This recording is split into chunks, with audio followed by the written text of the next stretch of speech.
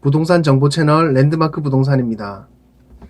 부동산 구하러 다니실 때 보통 공인중개사에 의뢰해서 나를 한번 잡아가지고 보러 가게 됩니다.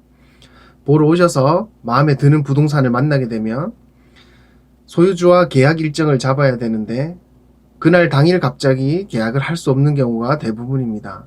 그래서 얼마 뒤에 만나서 계약하기로 하고 계약 시에 계약금을 넣는다고 약속을 한다면 구하는 입장에서도 그렇고 내놓는 입장에서도 그렇고 변심으로 인한 위험을 담보할 게 필요합니다. 계약 전이니 계약금을 다 걸기는 그렇고 해서 가계약금이라는 이름으로 계약금의 일부를 걸어놓게 됩니다.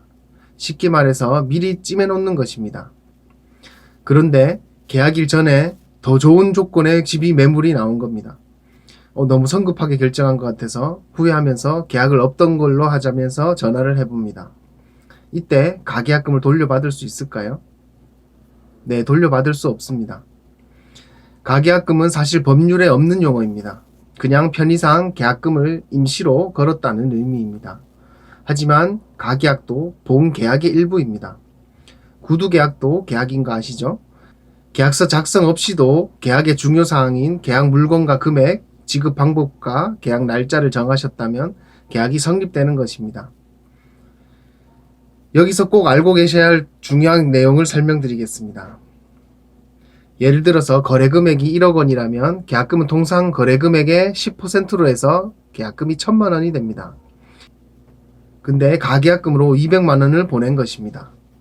하지만 다음날 9,500만 원의 급매물이 나왔고 가계약금을 날리더라도 계약 취소 후 9,500만 원짜리로 다시 계약하는 것이 300만 원이 이득이겠구나 계산하실 수 있습니다. 하지만 큰 오산입니다. 왜냐하면 가계약금을 200만 원을 보냈지만 이 계약의 계약금은 1,000만 원입니다. 계약의 해약금은 별도 약정이 없다면 1,000만 원이 되는 것입니다. 그래서 800만 원을 더 보내주고 계약을 해지할 수 있습니다. 하지만 구하는 입장에서 200 걸면 당연히 200만 포기하면 된다고 생각하는 게 일반적입니다. 그래서 몰랐다고 하셔봤자 일방적으로 계약 해지는 불가능합니다.